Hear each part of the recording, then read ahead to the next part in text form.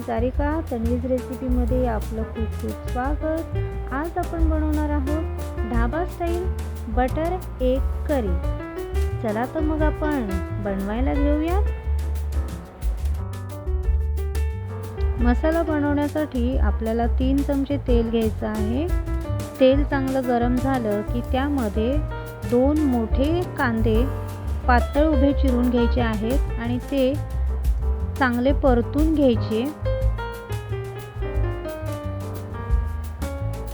कांदे चांगले परतून झाले की त्यामध्ये आपल्याला अर्धी वाटी नारळाचा खव घालून चांगलं तेलामध्ये परतून घ्यायचं आहे.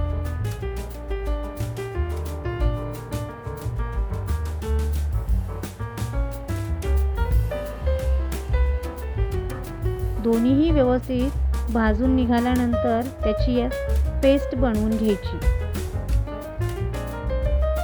मसाला थोडा थंड झाल्यानंतरच त्याची पेस्ट बनवायची आहे. आता आपली पेस्ट बनून झाली आहे. पेस्ट बनल्यावर त्यामध्ये थोडेसे काजू ॲड करून पुन्हा त्याची थोडीशी पेस्ट बनवून घ्यायची आहे. पेस्ट तयार झाली आपली. अंडी शिजवून त्याला मधोमध काप देऊन एका बाजूला ठेवून द्यायचे आहेत. आता फोडणीसाठी 3 चमचे तूप घ्यायचं आहे.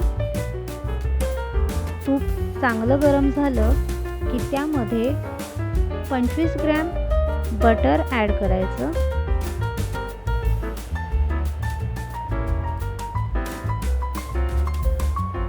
बटर गरम झाल्यानंतर त्यामध्ये 1 कांदा बारीक चिरलेला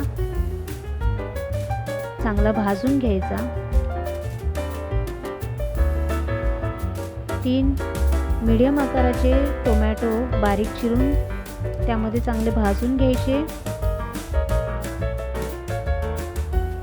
कांदा टोमॅटो चांगला परतून झाला की त्यामध्ये अर्धा चमचा हळद पावडर टाकायची.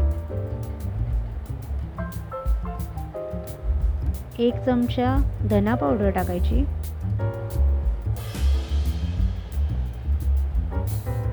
1 चमचा गरम मसाला पावडर टाकून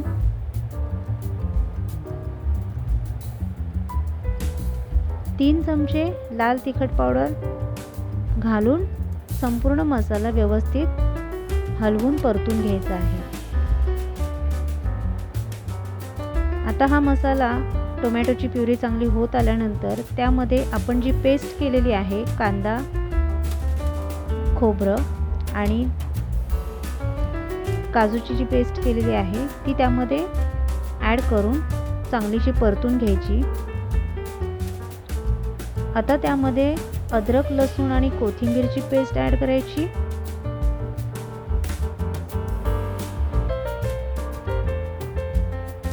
ती देखील या मसाल्याबरोबरच चांगली परतून घ्यायची आहे.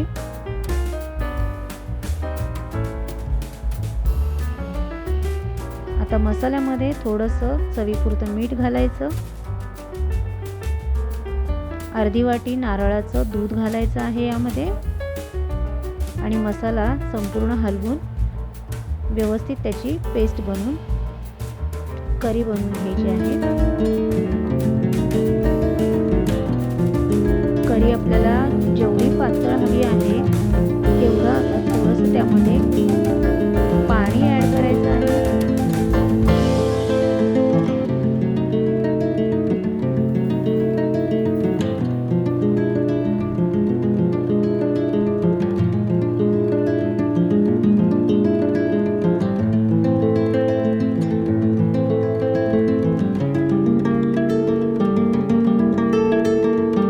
करीला चांगली उकळी आली की आता त्यामध्ये शिजवलेली अंडी घालायची आणि पुन्हा थोडंसं उकळून घ्यायचं.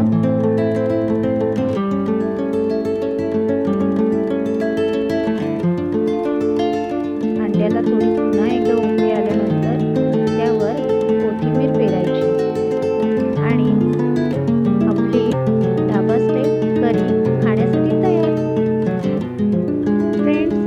ढाबा स्टाईल बटर करी तयार झाली आहे. माझी रेसिपी तुम्हाला कशी वाटली हे मला कमेंट बॉक्समध्ये नक्की कळवा. लाईक करा, शेअर करा आणि हां, सबस्क्राईब करायला विसरू नका. तोपर्यंत बाय बाय.